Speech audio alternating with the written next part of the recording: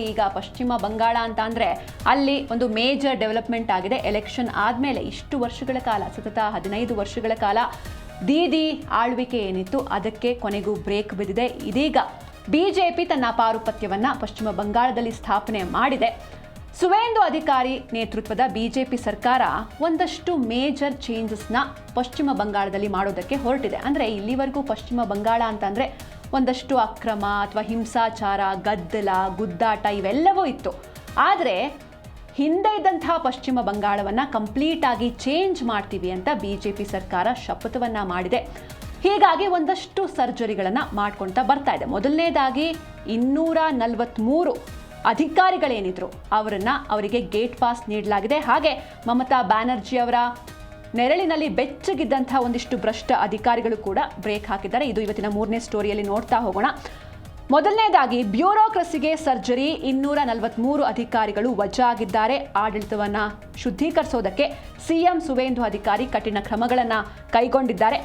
Retirement ಆಗಿದೆ, ನಿವೃತ್ತಿಯ ನಂತರವೂ ಕೂಡ ಅದೇ ಹುದ್ದೆಯಲ್ಲಿ ಅಂಟ್ಕೊಂಡಿದ್ರು ಇವರು, ಹಳೆ ಆಲದ ಮರದ ಥರ. ಅವ್ರನ್ನೆಲ್ಲರೂ ಕೂಡ 243 ಅಧಿಕಾರಿಗಳನ್ನು ವಜಾ ಮಾಡಲಾಗಿದೆ. ಇದರಿಂದ ಹೊಸಬ್ರಿಗೂ ಕೂಡ ಅವಕಾಶ ಸಿಗುತ್ತೆ.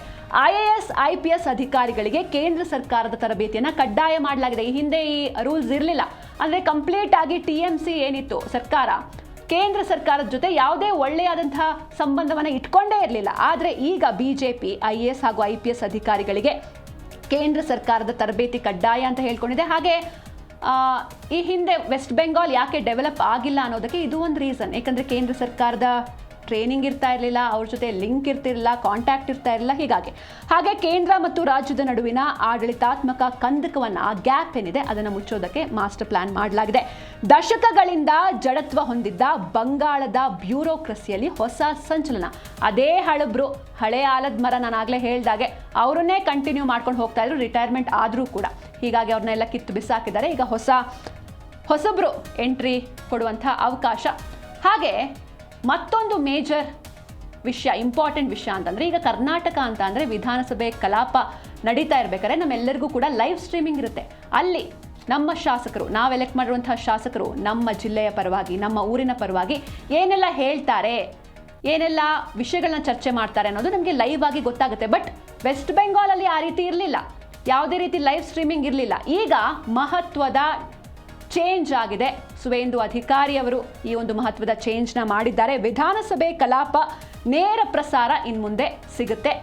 ಇದರಿಂದ ಆಡಳಿತದಲ್ಲಿ ಒಂದು ರೀತಿ ಟ್ರಾನ್ಸ್ಪರೆನ್ಸಿ, ಅಲ್ಲೇನು ನಡೆಯುತ್ತೆ ಅಂತ ಇಲ್ಲಿ ಕುತ್ಕೊಂಡು ಮನೆಯಲ್ಲಿ ಕುತ್ಕೊಳ್ಳೋರಿಗೆ ಗೊತ್ತಾಗುತ್ತೆ. ಹಾಗೆ ಇದು ಪಶ್ಚಿಮ ಬಂಗಾಳ ವಿಧಾನಸಭೆಯ ಇತಿಹಾಸದಲ್ಲೇ ಮೊದಲ ಬಾರಿಗೆ ಲೈವ್ ಟೆಲಿಕಾಸ್ಟ್ ನಡೆಯುತ್ತೆ.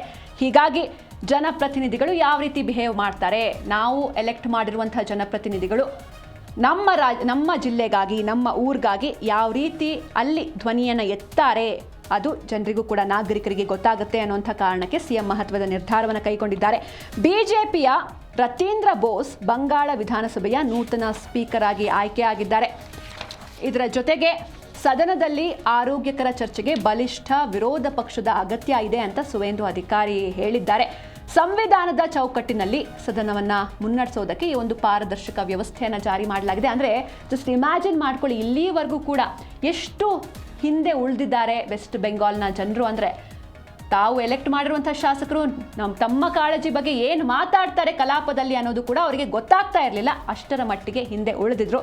ಹಾಗೆ ದಶಕದ ಅಟ್ಟಹಾಸಕ್ಕೆ ಬ್ರೇಕ್, ಜೈಲು ಸೇರಿದ್ದಾರೆ ದೀದಿ ಆಪ್ತರು. ಹೌದು, ಮಮತಾ ಬ್ಯಾನರ್ಜಿ ಅವರ ನೆರಳಿನಲ್ಲಿ ಬೆಚ್ಚಗೆ ಇದ್ದಂಥವರು, ಏನೇ ಆದರೂ ಬಿಡಿ ನಮ್ಮ ಮುಂದೆ ದೀದಿ ಇದ್ದಾರೆ, ನಮ್ಮನ್ನ ಸೇವ್ ಮಾಡ್ತಾರೆ ಅಂತ ಬೆಚ್ಚಗೆ ಇದ್ದಂಥ ಯಾರೆಲ್ಲ ಅಧಿಕಾರಿಗಳಿದ್ರು, ಭ್ರಷ್ಟ ಅಧಿಕಾರಿಗಳು, ಅವರೆಲ್ಲರಿಗೂ ಕೂಡ ಗೇಟ್ ಪಾಸ್, ಅಂದರೆ ಅವರೆಲ್ಲರಿಗೂ ಕೂಡ ಒಂದು ಕಠಿಣ ಕಾನೂನು ಜಾರಿ ಆಗ್ತದೆ, ಅಥವಾ ಅವ್ರ ಮೇಲೆ ಇಡಿ ದಾಳಿ ನಡೀತಾ ಇದೆ, ಕೆಲವರು ಅರೆಸ್ಟ್ ಆಗಿದ್ದಾರೆ. ಅದೆಲ್ಲವನ್ನು ಕೂಡ ನೋಡ್ತಾ ಹೋಗೋಣ. ಯಾರೆಲ್ಲ ಅರೆಸ್ಟ್ ಆಗಿದ್ದಾರೆ, ಯಾರ ಮೇಲೆ ಇಡಿ ದಾಳಿ ಆಗಿದೆ, ಏನೆಲ್ಲ ಈ ತನಿಖೆಯಿಂದ ಏನೆಲ್ಲ ವಿಚಾರಗಳು ಗೊತ್ತಾಗ್ತಾ ಇದೆ, ಎಲ್ಲವೂ ಕೂಡ ಒಂದೊಂದಾಗಿ ನೋಡ್ತಾ ಹೋಗೋಣ.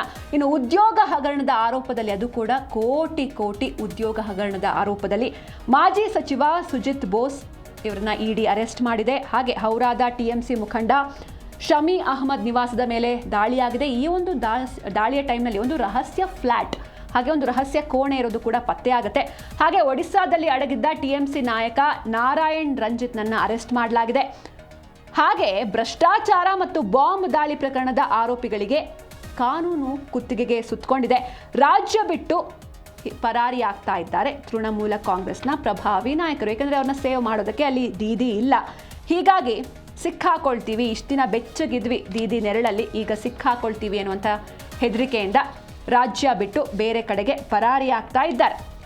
ಹಾಗೆ ಮತ್ತೊಂದು ಮೇಜರ್ ಡೆವಲಪ್ಮೆಂಟ್ ಆಗಿರೋದು, very important, very sensitive case ಅಂತ ಅಂದರೆ ಅದು ಆರ್ಜಿಕರ್ ಮೆಡಿಕಲ್ ಕಾಲೇಜ್ನಲ್ಲಿ ನಡೆದಂತಹ ಒಂದು ಪ್ರಕರಣ. ಅಂದರೆ ಒಬ್ಬರು ವೈದ್ಯೆ, PG ಟ್ರೇನಿ ಡಾಕ್ಟರ್ ಇವರ ಮೇಲೆ ಅತ್ಯಾಚಾರ ಹಾಗೂ ಕೊಲೆ ನಡೆಸಲಾಗುತ್ತೆ. ಈ ಒಂದು ಪ್ರಕರಣದ ತನಿಖೆಯನ್ನು ಮತ್ತೆ ರೀಓಪನ್ ಮಾಡಲಾಗಿದೆ. ಅಂದರೆ ಇದರಲ್ಲಿ ಯಾರೆಲ್ಲ ಇನ್ವಾಲ್ವ್ ಆಗಿದ್ರು ಅಥವಾ ನಾವು ಗಮನಿಸಬಹುದು, ಅವರ ತಾಯಿಗೆ ಹೋಗಿ ದುಡ್ಡು ಕೊಡುವಂಥ ಆಮಿಷವನ್ನು ಒಡ್ಡಿರ್ತಾರೆ ಒಂದಿಷ್ಟು ಅಧಿಕಾರಿಗಳು. ಸೊ ಇದೆಲ್ಲದಕ್ಕೂ ಕೂಡ ಈ ಎಲ್ಲ ಕೇಸ್ನ ತನಿಖೆ ಆಗಬೇಕು. ಹಾಗೆ ಯಾರೆಲ್ಲ ಇದರಲ್ಲಿ ಇನ್ವಾಲ್ವ್ ಆಗಿದ್ರು ಅವರ ತಲೆದಂಡ ಕೂಡ ಆಗಿದೆ. ಆರ್ಜಿಕರ್ ಕೇಸ್ ರೀಓಪನ್ ಆಗಿದೆ. ಆರ್ಜಿಕರ್ ವೈದ್ಯಕೀಯ ಕಾಲೇಜು ಕೇಸ್ಗೆ ಸಂಬಂಧಿಸಿದ 3 IPS ಅಧಿಕಾರಿಗಳ ತಲೆದಂಡ ಆಗಿದೆ, ಸಸ್ಪೆಂಡ್ ಆಗಿದ್ದಾರೆ. ಹಾಗೆ ವೈದ್ಯೆಯ ಮೇಲಿನ ದೌರ್ಜನ್ಯ ಪ್ರಕರಣದಲ್ಲಿ ಕರ್ತವ್ಯ ಲೋಪವನ್ನು ಎಸಗಿದಂಥ ಅಧಿಕಾರಿಗಳಿಗೆ ಶಿಕ್ಷೆಯಾಗಿದೆ. ಕೋಲ್ಕತ್ತಾ ಮಾಜಿ ಪೊಲೀಸ್ ಕಮಿಷನರ್ ವಿನೀತ್ ಗೋಯಲ್ ಸೇರಿ 3ರನ್ನ ಸಸ್ಪೆಂಡ್ ಮಾಡಲಾಗಿದೆ. ಸಂತ್ರಸ್ತೆಯ ಪೋಷಕರಿಗೆ, ಆಕೆಯ ತಾಯಿಗೆ, ನೀವು ಕೂಡ ನೋಡ್ತಾ ಇದ್ರೆ ಈ ಬಾರಿ ಎಲೆಕ್ಷನ್ನಲ್ಲಿ ಅವರು BJPಯಿಂದ ಸ್ಪರ್ಧಿಸಿದ್ರು, ಗೆದ್ದರೂ ಕೂಡ ಅವರ ತಾಯಿಗೆ ಲಂಚ ನೀಡೋದಕ್ಕೆ ಯತ್ನಿಸಿದ್ರಂತೆ. ಅಂದರೆ ಕೇಸ್ನ ವಾಪಸ್ ತಗೊಳ್ಳಿ ಅಂತ. ಈ ಆರೋಪದ ಮೇಲೆ ಕಠಿಣ ಕ್ರಮವನ್ನು ಕೈಗೊಳ್ಳಲಾಗಿದೆ. ಪ್ರಕರಣವನ್ನು ಹಳ್ಳ ಹಿಡಿಸೋದಕ್ಕೆ ಯಾರೆಲ್ಲ ಹಿರಿಯ ಅಧಿಕಾರಿಗಳು ಯತ್ನಿಸಿದ್ರು ಅವರ ವಿರುದ್ಧ ವಿಚಾರಣೆ ನಡೀತಾ ಇದೆ. ಹಾಗೆ ತಪ್ಪಿತಸ್ಥ ಅಧಿಕಾರಿಗಳು ಎಷ್ಟೇ ಪ್ರಭಾವಿಯಾಗಿದ್ರೂ ಕೂಡ ಬಿಡೋದಿಲ್ಲ ಅಂತ CM ವಾರ್ನಿಂಗ್ ಅನ್ನು ಕೊಟ್ಟಿದ್ದಾರೆ. ಎಸ್, ಈ ಒಂದು ಪ್ರಕರಣ ದೇಶವನ್ನೇ ಬೆಚ್ಚಿ ಬೀಳಿಸಿತ್ತು.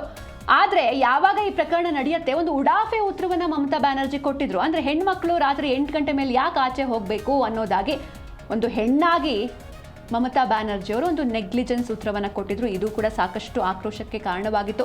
ಆದರೆ ಆಕೆಯ ತಾಯಿ ಯಾರಿದ್ರು, ಕೊಲೆ ಆದ್ರಲ್ವಾ, ಅತ್ಯಾಚಾರ ಆಗಿ ಕೊಲೆಯಾದ ವೈದ್ಯೆಯ ತಾಯಿ, ಆಕೆ BJP ಪಕ್ಷದಿಂದ ನಿಂತು ಇವತ್ತು ಗೆದ್ದಿದ್ದಾರೆ.